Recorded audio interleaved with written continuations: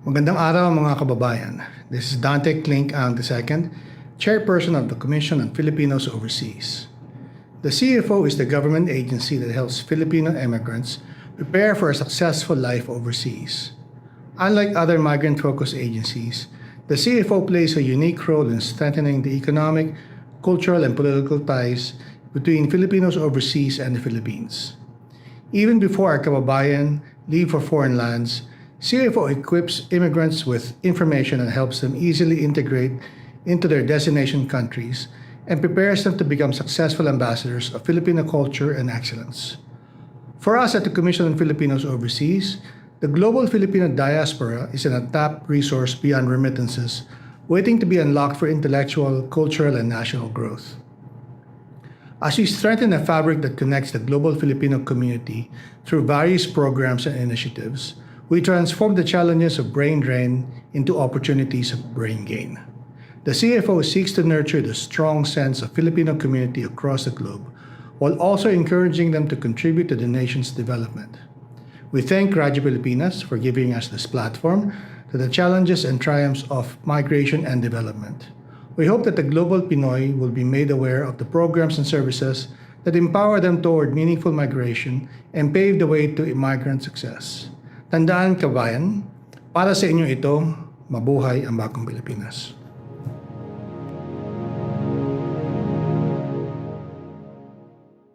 Narito na ang programang mag-uugnay sa mga Pilipinong naninirahan sa iba't ibang panig ng mundo. Serbisyong CFO sa Bagong Pilipinas.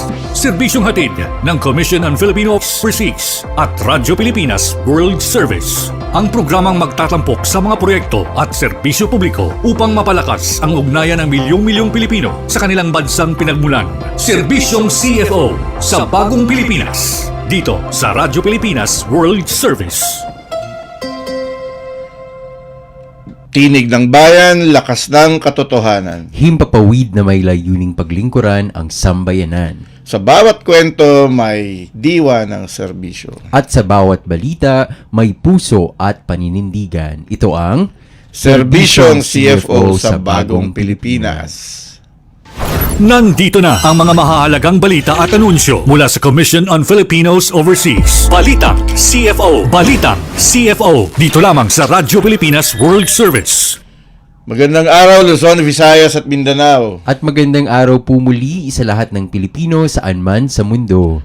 Ito ang Tambalang. Jairus Madlang Bayan. Ares Gutierrez, kayo'y nakikinig sa Serbisyong CFO sa Bagong Pilipinas, handog ng Commission on Filipinos Overseas at ng Radyo Pilipinas World Service. Ngayon po mga kababayan ay Martes, ika-24 ng Marso 2026. Magtungo po tayo sa mga balita na may kinalaman sa ating mga overseas Pinoys. Nandito na ang mga mahahalagang balita at anunsyo mula sa Commission on Filipinos Overseas. Balitang CFO. Balitang CFO. Dito lamang sa Radyo Pilipinas World Service. CFO formalizes nearly 2 decades of partnership with the Development Action for Women Network. CFO continues to highlight anti-trafficking advocacies and gender-responsive programs this Women's Month. Nominations for the 2026 Presidential Awards for Filipino individuals and organizations is still open. Nandito na ang mga mahahalagang balita at anunsyo mula sa Commission on Filipinos Overseas. Balitang CFO. Balitang CFO. Dito lamang sa Radyo Pilipinas World Service. The Commission on Filipinos Overseas has signed a Memorandum of Understanding with the Development Action for Women Network to strengthen joint efforts in promoting the interests, rights, and welfare of overseas Filipinos and returning migrants. CFO Secretary Dante Klink ang II said partnership with the DON respectively in collaborating among CFO programs such as the Lingkod sa Kapwa Pilipino program, Youth Leaders in the Diaspora program, and the annual celebration of the Month of Overseas Filipinos, providing economic and cultural opportunities for Filipino women locally and abroad. Carmelita Nuque of DON reaffirmed its support to the partnership, citing how CFO programs, especially its collaboration with the CFO, through Month of Overseas Filipino celebration can widen support among Filipinos. Nandito na ang mga mahahalagang balita at anunsyo mula sa Commission on Filipinos Overseas. Balitang CFO. Balitang CFO. Dito lamang sa Radyo Pilipinas World Service. The Commission on Filipinos Overseas, or CFO, led by Undersecretary Maria Arlene S. Borja, participated in several interinstitutional activities in line with the celebration of the National Women's Month. During an event at Cavite State University in Indang, Undersecretary Borja discussed the expanded Anti-Trafficking in Persons Act, providing education and awareness to student leaders with their vital role as instruments of advancing gender equality and addressing human trafficking among women and overseas Filipinos. CFO in addition also took part in the Balik QC Women's Month Reintegration Fair, which provided on-the-spot job hirings, basic medical services, and essential government services to more than 300 Filipina OFW returnees and overseas Filipino family circles from Quezon City. Nandito na ang mga mahahalagang balita at anunsyo mula sa Commission on Filipinos Overseas. Balitang CFO. Balitang CFO. Dito lamang sa Radyo Pilipinas World Service. Nominations are still open for the 2026 Presidential Awards for Filipino individuals and organizations overseas. Nominations will be accepted until May 29, 2026. Please watch the short video for more details.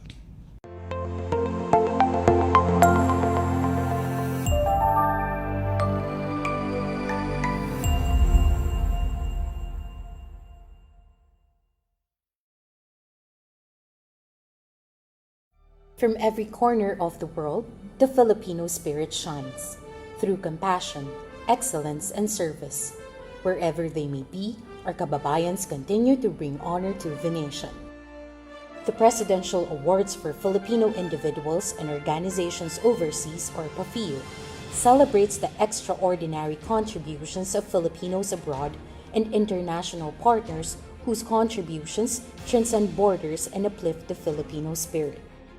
Established in 1991 through Executive Order 498 under the presidency of President Corazon C. Aquino, the PAFIO was born from a deep gratitude for the global Filipino community's unwavering support for the nation's growth and resilience.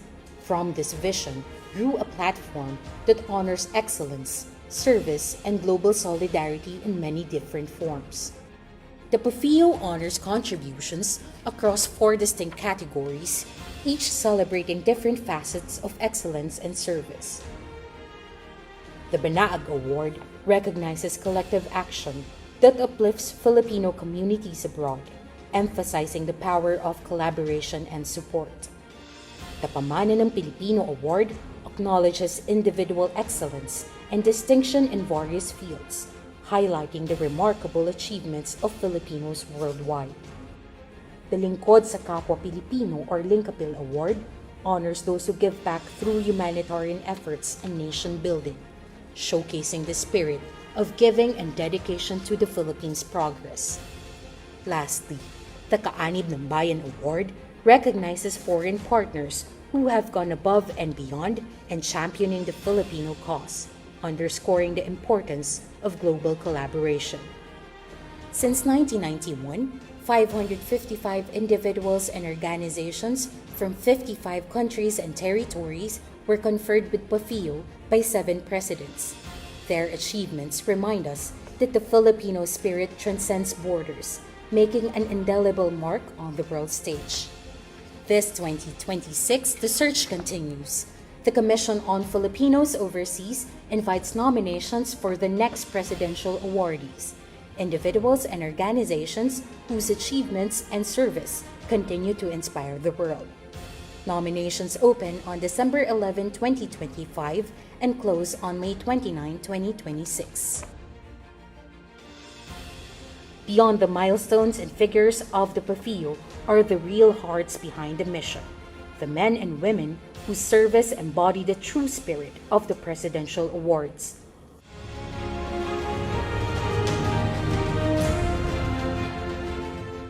Visit the PAFIO website to know more about the awards and download the nomination form from the QR code and official links provided.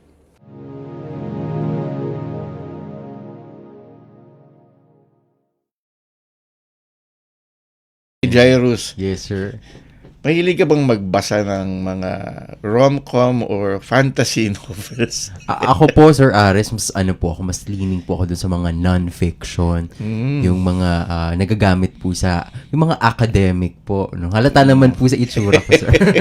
Joke lang, sir. Kayo po ba? Mahilig po ba kayo magbasa, Sir Ares? Mahilig ako magbasa, kaso lately hindi ako nakakapagbasa dahil yun nga, marami rin siyempre ginagawa. Pero Opo, no, sir. pero talagang nakagis na natin yung pagbabasa. Kaya nga, sir, kahit noong siguro po yung hindi pa masyadong relevant at talamak yung internet, na po yung paggamit ng social media, siguro marami po, lalo na sa ating mga kababayang overseas Filipinos, na yung libangan nila ay yung pagbabasa talaga ng mga Yun nga, libro, no, sir. nung hindi pa laganap yung internet, yung social media, pagbabasa ang isa sa mga primary hobbies ng Opo. mga kababayan natin, lalo Opo, na yung mga OFWs, yung mga nasa abroad. No? Opo. Kasi meron talagang yung reading and yung iba, TV lang eh. Dalawa Opo. lang naman yung options, pero marami nagbabasa nung Kaya araw. nga, sir. Pero nung mga panahon na yun, bilang na bilang mo lang yung mga Filipino authors na yung mga libro nila ay nabibili mo sa abroad. Unlike po kasi today, no, sir, na marami na po ang available means. Kasi nadidistribute Opo, na rin nadidistribute online, di ba? na, Tapos no, may mga Kindle na Opo, sir. available na siya for Opo. mga e-books na, Yes. di ba? Pero yun nga, parang nagkakaroon ngayon ng parang renaissance ng libro na Opo. pagbabasa, no, 'di ba? Ikaw nakita kita magpumunta kayo nung dati yung MIBF, 'di ba? Ay, oo nga, Tapos sir. yung recently nagkaroon ng Philippine Philippine Book Book Festival. Festival. So dagsa, nakita Opo. natin dagsa ang mga bookworms, no. So Actually, marami rin po talaga mga initiatives po when it comes to reading and promoting reading literacy, no po, ang CFO. Marami po tayong initiatives dyan, sir. In partnership with different government oo nga. and non-government Kasi parang agencies. nagkakaroon ngayon ng worldwide trend na binababalik lahat sa Yes, sir. analog, Opo. buhay analog. Kahapon binabasa ko sa Europe, sa Finland, saka there's another country. Parang binabalik nila kumaga parang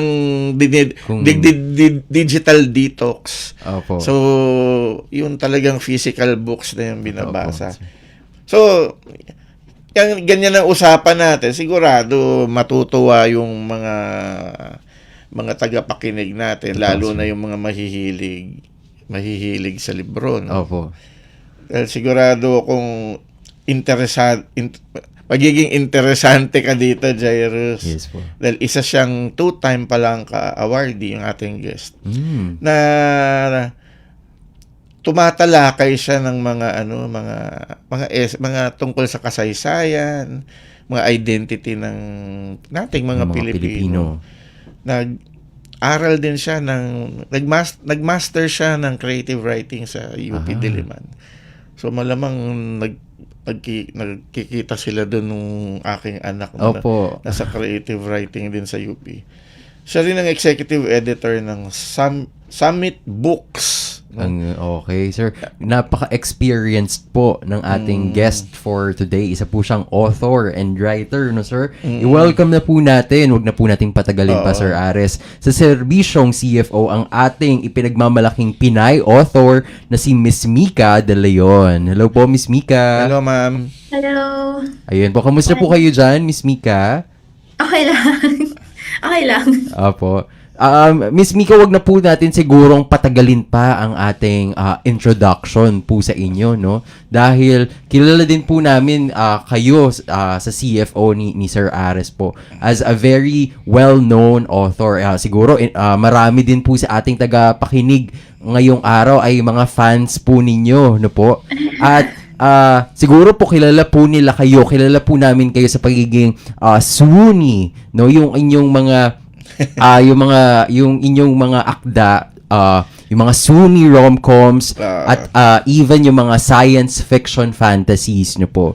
Pero for our first question, Miss Mika, ano po bang pinaka-bet o kaya parang pinaka-preferred po ninyong genre between Sunni rom-coms and science fiction fantasies? At kung meron po bang mas malapit sa puso ninyo pagdating sa dalawang ito?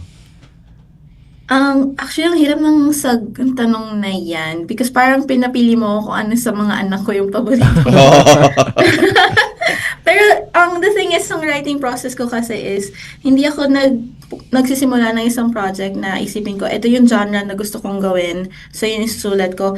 Nagsisimula ako sa idea, tapos from that idea, isipin ko, saan nababagay, anong klaseng storya ang nababagay para dun sa idea na yun. So kung gagawin nating example, yung Meant to Be in Manila ko, ang idea ko dito is na yung nabasa akong essay ni Joaquin, at yung essay niya, ang sabi niya, it's about Filipino identity. Ang sabi niya, defining Filipino identity as the Filipino identity is the Filipino asking himself who is the Filipino. And doon nabuo yung kwento ng Meant to Be in Manila na parang, paano nga ba yun? Ano nga ba ang Filipino identity para base dun sa quote na yun ni Joaquin. And doon nabuo na kaya naisip ko dapat rom-com siya para light lang. Ganun. Okay. Miss Mika, maganda po na nalaman po natin yung isa po ninyong libro na Meant to Be in Manila. Ano po? Pwede niyo po ba kaming bigyan pa ng iba pang context kung tungkol po ba saan itong Meant to Be in Manila? Para, kasi po, sa pagkakaalam po namin, Miss Mika, ni Sir Ares, sumasalamin din po siya sa ating Filipino diaspora na for sure marami din po tayong overseas Pinoys na nakikinig ngayon na baka maging interesado. Baka relate sila sa... Makarelate, sir. Ano po? Ang Meant to Be in Manila kasi, sa lahat ng libro ko, siya ang pinaka-maturista na libro ko.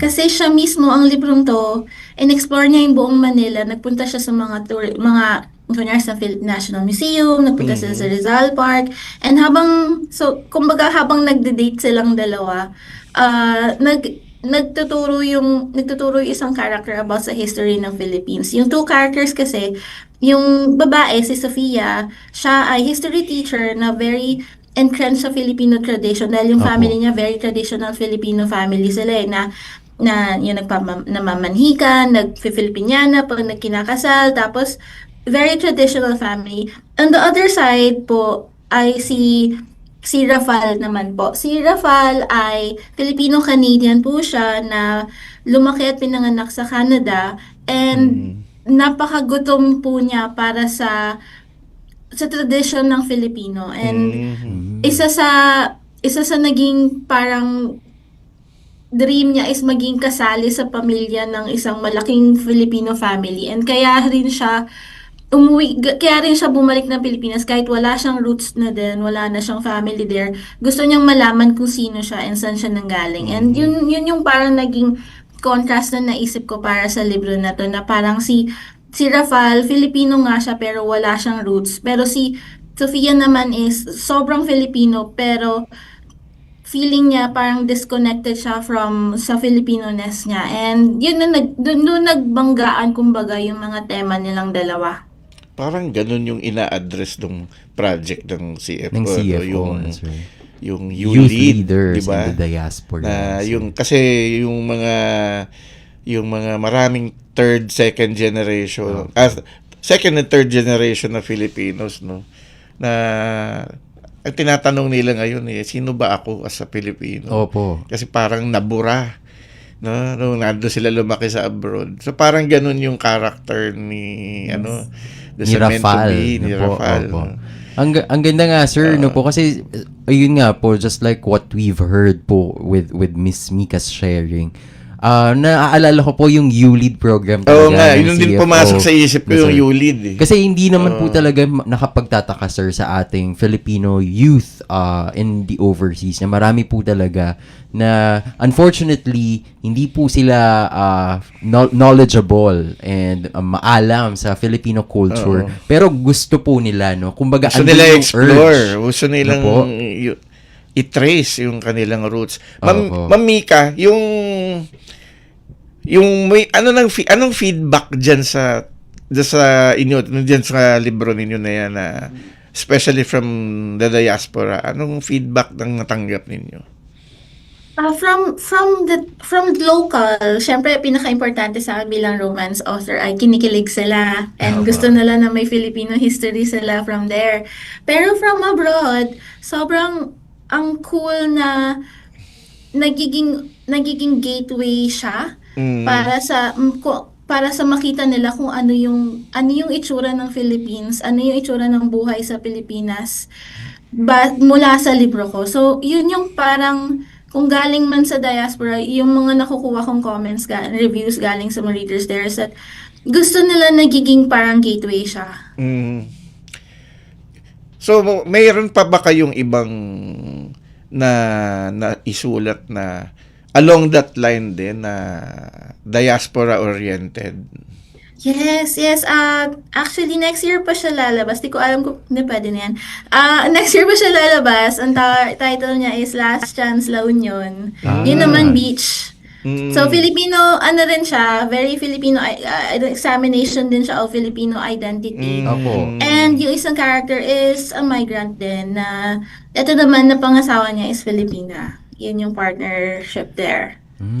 So next year, ayoko pa masyado i-spoil, baka Yes, pagalitan of ako ng course, publisher of course. ko. Pero meron next year. And I do explore sa lahat ng books ko, even especially sa fantasy ko.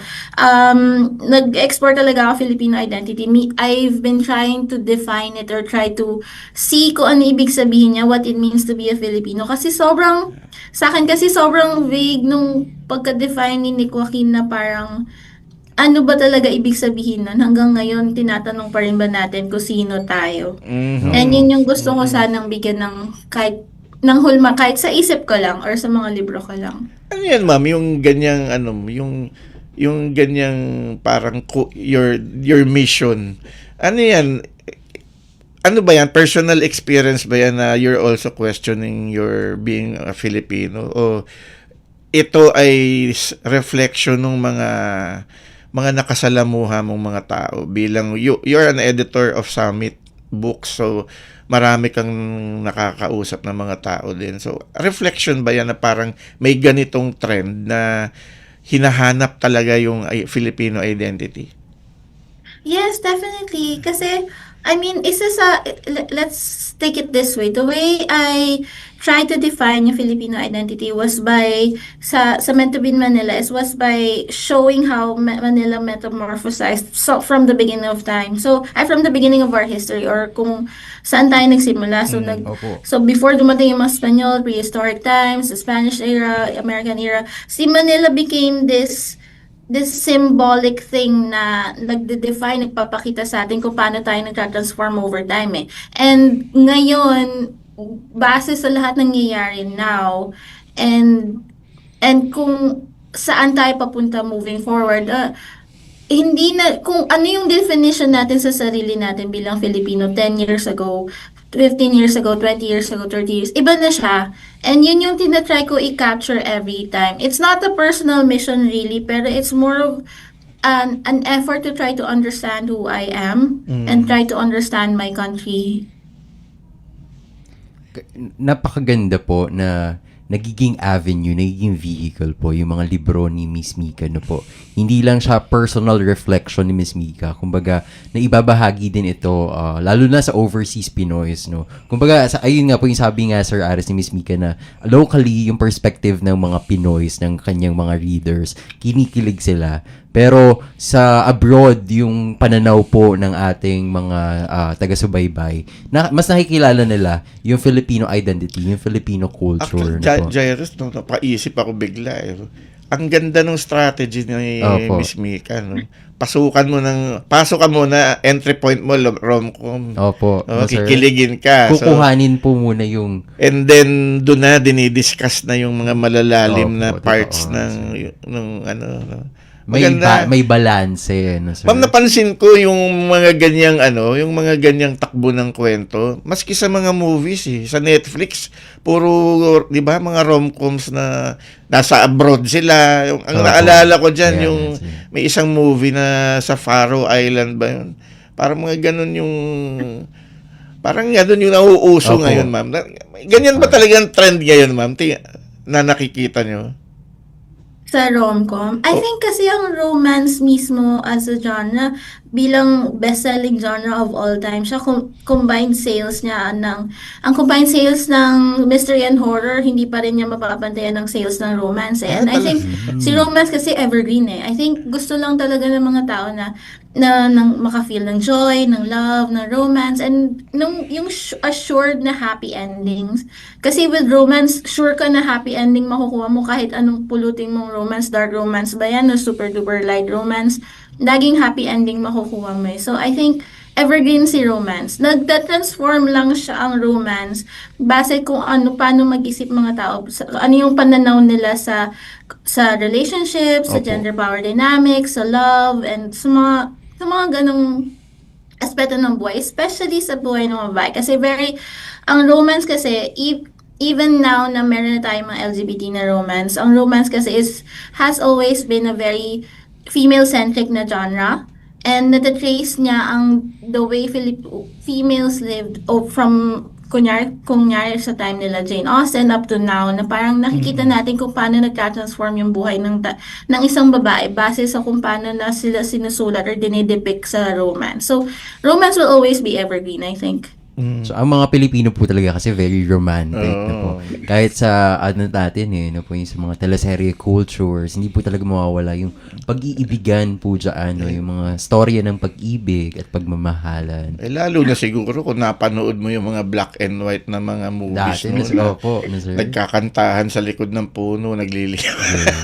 Kaya very relatable po ang mga isinulat, yung mga works po ni Miss Mika. Naaalala ko po tuloy, Sir Ares, yung ating isa pang program, yung Migration Advocacy and Media Awards. Yung MAM Awards naman po ito, Miss Mika, na for sure po pwede po kayong sumali kasi po, ito naman po, itong program ng CFO, nire-recognize naman natin yung mga artist na po sa iba't ibang larangan ng media na nagbibigay po ng significance sa mga kwentong ganito po katulad ng kwentong Meant to Be in diaspora. Manila. Opo.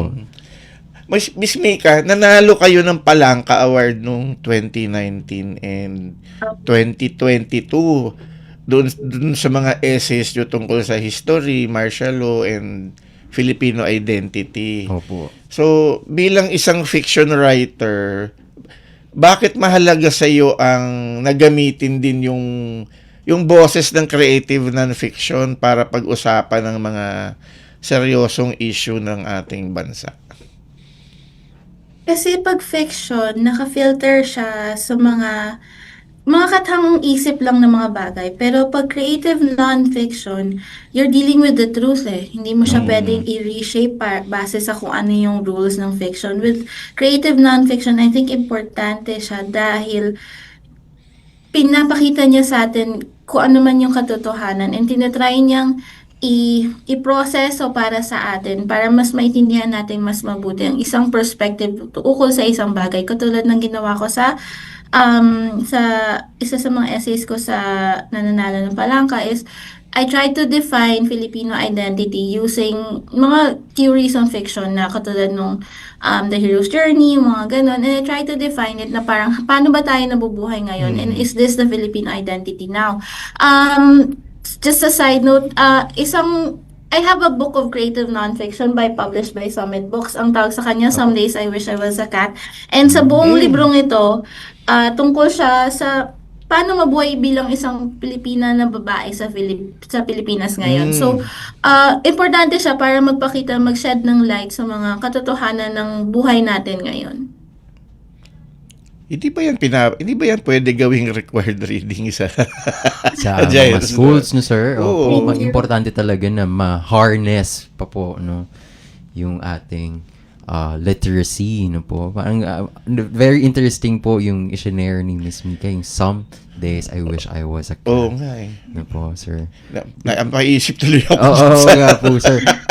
At balita ko rin po, Sir Ares, si Miss Mika po ay currently nag-aaral po ng kanyang masteral degree sa UP Diliman po for creative writing. No, Miss Mika? Tanong lang po namin, Miss Mika, ano pong naging turning point? Bakit niyo po ulit napagdesisyon ng mag-aral sa kabila po ng successful career po ninyo? Napaka-generous naman po ng successful. Pero thank you po. Nag-masters po ako kasi meron akong personal goal na 100 books before I die, 100 published books before I die, and to write in as many genres as I can. Opo. And nung napaisip na lang ako na gusto kong mag-graduate school last year kasi nung tinatatapos ko yung pinaka pang 7th or 8th or pang 9 ko na yata na manuscript yun. Nung natapos ko siya, naramdaman ko na parang hindi ako nag-grow, hindi ako nag-improve. And isa sa personal na rules ko talaga is kung tuloy ako magsulat ng libro is dapat yung susunod na libro ko much better than the last book na nasulat ko. And kaya ako napaisip na okay, kailangan ko na ng actual na training sa pagsulat ng creative, ng malikhain. Para the next book, at least masabi ko sa sarili ko, tinry ko yung best ko na masulat ko yung best na book ko sa susunod na libro. Pero ma'am, yung kay diyan sa academe, no, sa pagkuha ninyo ng master degree. Ano ba yan, ma'am? Parang nare-recalibrate ba yung yung the way you write or nare-reframe yung pagde-develop nyo ng storya at mga characters? Yes, definitely. Before ako nag-start mag-grad school, meron akong sinusundan na formula paulit-ulit. Kaya rin siguro nakita ko na hindi ako nag-improve kasi formula lang ako ng formula sa pagsusulat. Nung nag-grad school ako, pinilit nila ako na kumbaga hindi na gumamit ng formula, to explore mismo yung pagsusulat. And pinilit nila ako magsulat ng mga kwento na hindi ko naman isusulat kung ako lang sa sarili ko yung magsasabi na gagawin ko yun eh.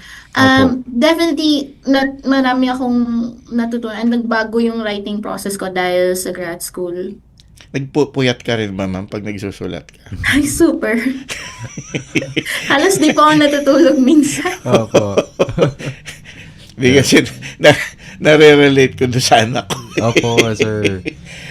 Ma'am, yung meron daw kayong isang libro na na translate na into Korean and Indonesian. Bahasa? Opo, bahasa. Yes. Yung first book ko po na published by Penguin Southeast Asia, yung Love on the Second Lead po, na translate siya to Korean by Hanseyes 24 sa Korea, tapos by Penerbit Batcha sa Indonesia. So, yeah, translated into 2 languages na po siya. So, ma'am, ano yung pakiramdam na nakita nyo yung yung creation ninyo ay ni-recreate para sa ibang lengguwahe at kumusta naman yung naging reception at ano ang epekto nito sa iyo, ma'am? Yung pakiramdam ko, syempre nagulat ako kasi hindi ko siya in-expect eh. Ang nangyari nun is, ginugol ko lang minsan yung libro ko. Nung nag-umpisa pa ako, bago ko malaman na mag-translate, and kakalabas lang ng first book ko, ginugol ko lang yung libro ko, tapos nakita ko, ay, may libro na ibang translation. Doon ko lang siya nalaman. Before ko nalaman na may translated editions. Tapos, yan, nakakagulat kasi hindi ko siya in-expect. Gusto ko lang talaga naman is makapublish ng libro, and wala siya talaga sa bucket list ko, and sobrang syempre grateful ako na pinili nila yung book ko kasi, and isa pang feeling is like nakaka-nervyos kasi nagiging representative siya bigla eh na nung buong Philippine literary scene na siya yung Filipino book na na-translate sa language nila. So, yun yung makikita ng mga, kunyari, ng Indonesians and Koreans. So, kung sino tayo, and paano tayo magsulat, and paano yung kwento natin, paano yung way of life natin. Siyempre, ninenervyos ako, naging bigla ang representative siya. But, malaki effect niya sa life. Sa Indonesia lalo, nakita ko yung mga, sobrang andaming nagtatag sa akin sa mga reviews nila. And kung ano yung reaction sa Pilipinas, ganun din sila. Kinikilig din sila. Ay, gusto nilang kinikilig sila. And sobrang cute. Yeah. May iba pa ba kayong books na due for translation to other languages? So ngayon, wala pa. Or baka hindi ko lang alam. Sana meron. Gusto ko. Actually, it's very interesting to know na na-translate na po into different languages yung mga libro ni Miss Mika, ano po? Yung Love on the Second Read. And at the same time, we hope, sir, na marami pang overseas Pinoys ang makabasa, ano po, at makatuklas ng mga masterpiece ni Miss Mika po. Tanong lang po namin ni Miss Mika, saan po ba pwedeng ma-access itong ating mga libro para po sa ating mga interested overseas Pinoys na nakikinig ngayon? Okay. Lahat ng books ko published by Penguin Southeast Asia. Available po siya worldwide. Especially Southeast Asia. Sa mga kinokoniya, available siya Light, MPH bookstores. Available din siya sa Waterstones and Barnes & Noble. And available din sa Amazon po sa Amazon. And then available din syempre sa Kindle, pati yung Some Days I Wish I Was a Cat book ng published by Summit Books, available din po siya sa Kindle. So, available po worldwide all my books po. Yung maganda po. Ay ma'am, meron akong singit lang na tanong, no? Bilang isang editor, ma'am, no? Kayo ay editor ng Summit Books. And ano yung standard nyo ba mas mataas sa pagsusulat? Kasi kayo ay editor, so people are expecting na as an editor, mas mataas yung level ninyo ng pagsusulat. So, ganun din ba sa inyo, ma'am? Syempre mas mataas standard ko, pero hindi ko masabi kung mas mataas yung level ko ng writing. Bilang baby na author pa lang po ako kumpara sa mas veteranong authors po. Pero ito yung masasabi ko, dahil editor po ako, mas conscious po ako sa deadlines. Yes. And Sacred. parang, I think, dahil the editor ako tagahabol ng mga deadlines ng mga tao. So parang mas stricto po ako sa sarili ko pagdating sa scheduling ng pagsusulat at paggawa. Oh, yan, Jairus, ha? Ang deadline ay sacred. Po talaga. Talagang sacred yan. So, kahit manalo ka ng napakaraming awards, hindi ka sumusunod sa deadline. Totoo, sir. Diba? Po. Lalo na sa trabaho po, talaga importante po yung deadline. Miss Mika, last question na lang po. Sige Ano po ang payong maibibigay nyo sa ating mga aspiring writers? Opo. Ito mas specific sa akin na sa experience ko bilang author. If you want to do everything, like write a book, you schedule to write a book. Kasi ngayon, ang nakikita kong writing advice is just sit down and write. And tapos, paano na? Ang sa akin kasi, mas specific ka dapat sa goals mo. Gusto mo magsulat ng libro, bigyan mo sarili mo ng deadline at i-schedule mo yung pagsusulat mo para makapagtapos ka ng libro. Yun ang pinaka-advice ko sa young writers. Bigyan mo sarili mo ng deadline and sundin mo. Ayun. For sure po, no, maraming aspiring writers as well as overseas Pinoys ang na-inspire at mas lalo pa pong na-engganyo na basahin po ang mga works, ang mga libro ni Miss Mika De Leon. Time management talaga. Yes, opo, sir. At ayun po, maraming salamat po Miss Mika De Leon sa pagbabahagi ng iyong kwento. Para sa ating mga tagapakinig, abangan po natin ang mga bagong libro pa ni Miss Mika De Leon. Alamin ang mga serbisyong inihahatid ng Commission on Filipinos Overseas. Serbisyong CFO. Dito lamang sa Radyo Pilipinas World Service.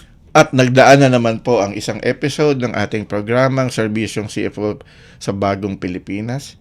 At sa bawat kwento, sa bawat impormasyon, at sa bawat serbisyong hatid ng CFO, batid naming mapalapit ang gobyerno sa bawat Pilipino saan mang sulok ng mundo. Tandaan, kababayan, basta't balita at serbisyong publiko, CFO kasama mo saan man sa mundo. hanggang sa muli, ito ang Serbisyong CFO sa Bagong Pilipinas. Narito na ang programang mag-uugnay sa mga Pilipinong naninirahan sa iba't ibang panig ng mundo. Serbisyong CFO sa Bagong Pilipinas. Serbisyong hatid ng Commission on Filipino Overseas at Radyo Pilipinas World Service. Ang programang magtatampok sa mga proyekto at serbisyo publiko upang mapalakas ang ugnayan ng milyong-milyong Pilipino sa kanilang bansang pinagmulan. Serbisyong CFO sa Bagong Pilipinas. Dito sa Radyo Pilipinas World Service.